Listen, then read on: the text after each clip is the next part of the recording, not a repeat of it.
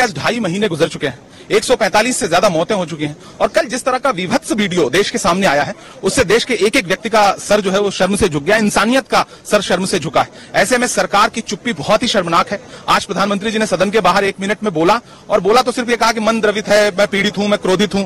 आज क्रोधित है जब पूरा देश थू थू कर रहा है उस वीडियो पर, लेकिन 145 मौतों पे उन्होंने कुछ नहीं बोला और बोलते बोलते उन्होंने पूरे मामले को बिल्कुल हल्का कर दिया क्योंकि उन्होंने 2 और राज्यों को उसमें जोड़ दिया। ये ऐसी राजनीति इस तरह के विषय पर प्रधानमंत्री जैसे बड़े पद पर बैठे हुए व्यक्ति को मुझे लगता है कि शोभा नहीं देती है। आपको सदन में आके जवाब देना पड़ेगा, आपको सदन में चर्चा करनी पड़ेगी इस विषय पर। मणिपुर के मुद्दे को लेकर के अब इमरान प्रतापगढ़ी का बड़ा हमला बोला है। मणिपुर को लेकर जो वीडियो वायरल हुए हैं पूरे देश को झकझोर कर रख दिया है, लेकिन मोदी एंड कंपनी की चुप्पी जो है वो टूट नहीं रही है। जी हाँ, शर्मसार है मोदी और अमित शाह की चुप्पी। देश में पूरे देश भर में लगातार जो है वो अब इस वीडियो जो है वो सोशल मीडिया में वायरल हो रहे हैं, लेकिन प्रधानमंत्री नरेंद्र मोदी की चुप्पी बहुत कुछ कहती है। अब इस पूरे मामले में आज इमरान प्रतापगढ़ी ने बड़ा हमला बोला है। दरअसल इमरान प्रतापगढ़ी ने आज मणिपुर के मुद्दे पर कहा कि 2.5 महीने से जिस तरीके से कांड हो रहे हैं, आज नहीं बल्कि 2.5 महीने से आज चुप्पी नहीं टूट रही। मणिपुर में आखिरकार ये मामला कब का है? 4 तारीख को लड़की को घुमाया गया था नग्न तरीके से, उसके बाद 18 तारीख को FIR होती, 18 मई को, लेकिन आज 2 महीने बीत गए, FIR के बावजूद कोई गिरफ्तारी नहीं होती। अब जाकर खबर निकल के आई है कि उनकी गिरफ्तारी हुई। इमरान प्रतापगढ़ी ने मोदी सरकार खास करके वहां के मुख्यमंत्री से इस्तीफा मांगा और बड़ा हमला बोला है। संसद में भी इसी को लेकर आज जोरदार हंगामा हुआ। इमरान प्रतापगढ़ी समेत जोरदार तरीके से विरोध प्रदर्शन के बीच मणिपुर मुद्दे पर मोदी सरकार की चुप्पी पर सवाल खड़े कर रहे हैं। सुनिए क्या कुछ कहना है इमरान प्रतापगढ़ी। श्री इमरान प्रतापगढ़ी, मैं समझ ही नहीं पा रहा हूं, अगर आप सबका साथ सबका विकास का दावा कर रहे हैं, सबका साथ सबका विकास के नारे लगा रहे हैं, तो अगर एक पर्टिकुलर एक कम्युनिटी जो जिस स्ट्रक्चर कमेटी की सिफारिशों में यह तय हो गया है कि वो दलितों से भी बदतर स्थिति में है, उसका आर्थिक सामाजिक स्थिति ऐसी है, अगर उसके उत्थान के लिए कोई बिल बात कर रहा है तो फिर उसके विरोध में है क्यों? दरअसल ये वही मानसिकता है जो लगातार काम कर रही है, जिसके तहत अमृत काल में भी जो बजट पेश किया जाता है उसमें जो अल्पसंख्यकों का बजट है उसमें 38% की कटौती की जाती है और फिर कहा जाता है कि हम सबका साथ सबका विकास का दावा कर रहे हैं। ये कौन सा सबका साथ सबका विकास का दावा है? मदरसों के जो शिक्षक हैं उनका कई साल से उनको वेतन नहीं दिया गया है। हमारे पास उनके फोन आते हैं, कहते हैं कि हमारी बात सदन में उठाइए, हम भूखों मर रहे हैं, हमारे घरों में चूल्हे नहीं जल रहे। हम जब उनकी बात यहां करें तो विरोध, लेकिन बातें क्या है? सबका साथ सबका विकास, सबका साथ सबका विकास। एक नारा सुनाई पड़ेगा कि सबका साथ सबका विकास। ये कैसा सबका साथ सबका विकास है? मैं सदन से यह पूछना चाहता हूं कि यहां सत्र चल रहा है उपसभापति महोदय, और इसी संसद से महज 800 मीटर की दूरी पर जंतर मंतर पर खड़े होकर के कार्यक्रम आयोजित होता है अभी 4 दिन पहले, और एक व्यक्ति वहां खड़ा होकर के सीधे आह्वान करता है, सीधे आह्वान करता है। और सभापति उपसभापति महोदय, मैं पूछना चाहता हूं कि दिल्ली पुलिस उस पर कोई कार्रवाई नहीं करती, उल्टा जो मीडिया उसको दिखाने का प्रयास करती है उनको नोटिस भेजा जाता है। ये कौन सा सबका साथ सबका विकास है उपसभापति महोदय? ये हम बहुत गंभीर लोग यहां बैठे, मैं उच्च सदन में बैठा हूं, मैं यहां खड़ा होकर के कहना चाहता हूं ये कौन सा सबका साथ सबका विकास है उपसभापति महोदय? इसी दिल्ली में एक सांसद पाए जाते हैं, सत्ताधारी पार्टी के सांसद हैं, वो अपने कार्यक्रमों में सार्वजनिक मंचों पे खड़े होकर कहते हैं कि मुसलमानों का आर्थिक बहिष्कार करो। आप कह रहे हैं सबका साथ सबका विकास? कैसे होगा सबका साथ सबका विकास जब सत्ताधारी पार्टी के सांसद आर्थिक बहिष्कार की अपील करेंगे और उनके खिलाफ एक मामला तक दर्ज नहीं होता? प्रधानमंत्री जी अपने भाषणों में सबका साथ सबका विकास की बात करते हैं, लेकिन अफसोस है कि जब राजनीतिक तौर पर विकास करने की बात आती है तो लोकसभा में एक भी टिकट ये सत्ताधारी दल किसी मुसलमान को नहीं देता, राज्यसभा में एक भी टिकट किसी मुसलमान को नहीं देता, विधानसभा में जो बड़े बड़े प्रदेश है उसमें एक भी टिकट मुसलमान को नहीं देता। और वो 3 जो नाम के लोग थे, मुख्तार अब्बास नकवी साहब, MJ अकबर साहब, सैयद जफर इस्लाम, उनको भी किनारे लगा दिया जाता है। ये कौन सा सबका साथ सबका विकास है?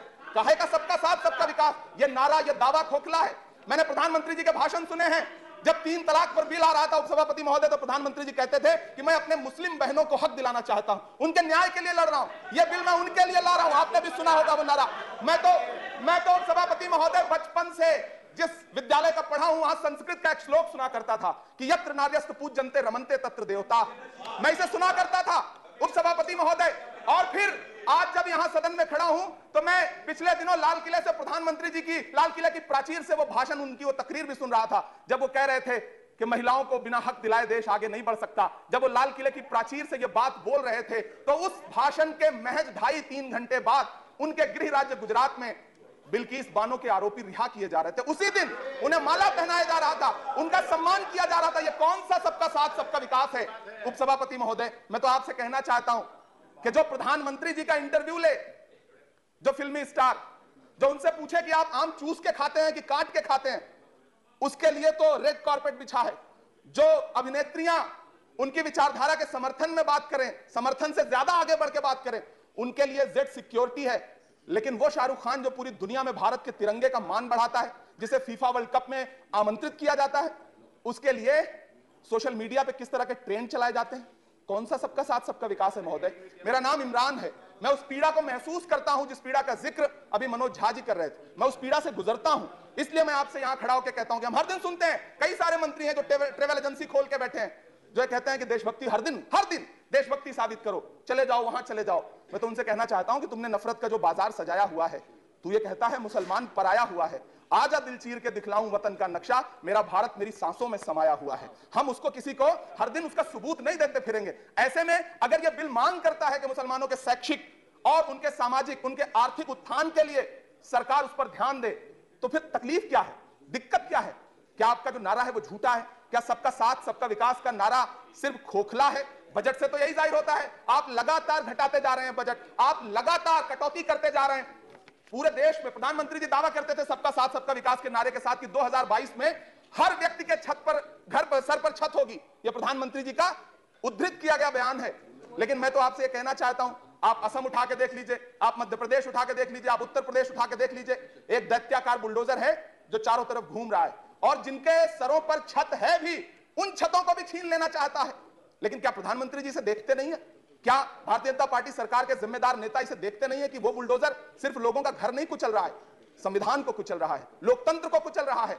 गुवाहाटी हाईकोर्ट की वो का स्टेटमेंट सुनिए आप, पटना के एक जज साहब का स्टेटमेंट सुनिए आप, फिर अदालतों का क्या काम रह जाता है? ऐसे में सबका साथ सबका विकास कैसे माना जाए? उपसभापति महोदय, मैं तो आपसे ये कहना चाहता हूं कि पूरी दुनिया में कहीं भी जब कोई अल्पसंख्यक सफल होता है, किसी उच्च पद पर पहुंचता है, तो हम सारे लोग, हमारे तमाम साथी खुश होते हैं। ऋषि सुनक जब प्रधानमंत्री बनते हैं तो भारत में जश्न मनाया जाता है, मुझे खुशी होती है। आप दुनिया के किसी दूसरे देश में अल्पसंख्यक अगर सफल होता है तो आप खुश होते हैं, मिठाइयां बांटते हैं। लेकिन अपने देश में अल्पसंख्यकों के खिलाफ किस किस तरह के नारे इसी दिल्ली और उसके इर्द गिर्द लगाए जाते हैं, क्या वो हम नहीं सुनते हैं? और अगर सुनते हैं, और अगर पाकिस्तान आपके लिए जिंदाबाद होगा, हमारे लिए हिंदुस्तान जिंदाबाद है, भारत जिंदाबाद है। मैं आपसे ये कहना चाहता हूं, आपसे ज्यादा देशभक्त हूं मैं भारत का इमरान हूं, मैं भारत का इमरान हूं महोदय, मुझे बोलने दें। बाहर भी नहीं बोलने देंगे, यहां भी नहीं बोलने देंगे। ये कौन सी प्रवृत्ति है? उपसभापति महोदय, मैं आपसे ये कहना चाहता हूं, ये जो साझी विरासत, अभी आदरणीय हमारे साथी राकेश सिन्हा जी बात कर रहे थे कि साझी विरासत अल्पसंख्यक बहुसंख्यक में बांटना नहीं है। मैं उनसे कहना चाहता हूं कि आदरणीय जरा सोशल मीडिया पे तो बहुत एक्टिव रहते हैं, रोज चैनलों पर भी बैठते हैं, चैनलों पे होने वाली डिबेट का स्तर देखिए। उसको रोकने के लिए हमारी सरकार रत्ती पर भी कोई कदम उठाना चाहती है? नहीं उठाना चाहती, बढ़ावा देती है।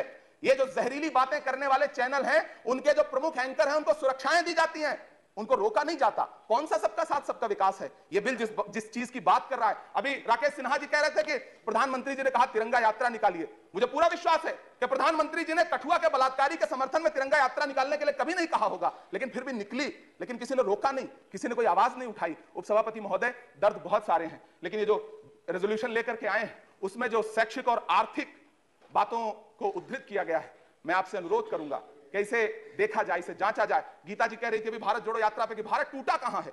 भारत टूटा नहीं है, भारत को कोई तोड़ भी नहीं पाएगा। भारत को तोड़ने का सपना देखने वालों को हमारी आदरणीय इंदिरा गांधी जी ने 2 टुकड़ों में तोड़ दिया था, बांट दिया था। भारत को कोई तोड़ नहीं पाएगा, लेकिन भारत देश में आर्थिक तौर पर, सामाजिक तौर पर जो बंटवारा करने की साजिश मौजूदा सरकार और सरकार के आनुषंगिक संगठन कर रहे हैं, जो आनुषंगिक संगठन कर रहे हैं, उनको रोकने के लिए सरकार क्या कर रही है? मैं अंत में इतना कहना चाहता हूं उपसभापति महोदय के यूपीए के शासनकाल के दौरान श्रीमती सोनिया गांधी जी के प्रयास से, डॉक्टर मनमोहन सिंह साहब के प्रयास से दलित और अल्पसंख्यक बच्चों के लिए फ्री रेजिडेंशियल यूपीएससी की कोचिंग शुरू की गई। हमने ये किया और इसी सरकार के दौरान एक टीवी चैनल ने एक प्रोग्राम बनाया जिसका नाम आपको पता है क्या रखा? यूपीएससी जिहाद। ये शब्द क्या इस देश में सुने जाने लायक है? लेकिन सरकार ने क्या किया? एक शब्द नहीं बोला। माननीय उच्चतम न्यायालय ने संज्ञान लिया, जब लोग उच्चतम न्यायालय गए तब वो कार्यक्रम रुक सका। ऐसे कार्यक्रम बनाए जा रहे हैं और सरकार कह रही है कि सबका साथ सबका विकास। उपसभापति महोदय, मैं अंत में आपसे इतना कहना चाहता हूं कि ये जो आर्थिक और सामाजिक आधार पर जो बहुत बड़ी खाई है, उसको पाटने के लिए ये जो रेजोल्यूशन लाया गया है, मैं इसका समर्थन करता हूं। तमाम वो शहर जहां अपना छोटा छोटा रोजगार है, जिनका जैसे मुरादाबाद का पीतल उद्योग, अलीगढ़ का ताला उद्योग, या देश में जो तमाम शहरों में बुनकर उद्योग है, इस सब की बढ़ोतरी के लिए, इनको आगे बढ़ाने के लिए, इन्हें संजोने के लिए ये बिल बहुत कारगर रहेगा। शैक्षिक तौर पे लोगों को आगे लाने के लिए बहुत कारगर रहेगा। तो मैं रेजोल्यूशन बहुत कारगर रहेगा। और मैं अपने सत्ता पक्ष के साथियों से कहना चाहता हूं कि रिश्तों की ये नाजुक डोरें तोड़ी थोड़ी जाती हैं, अपनी आंखें दुखती हो तो फोड़ी थोड़ी जाती हैं। हम भी इसी देश का हिस्सा हैं। हम आपसे अनुरोध करते हैं कि इस रेजोल्यूशन को संजीदगी से लिया जाए। मैं इसके समर्थन में अपनी बात रख रहा हूं। धन्यवाद।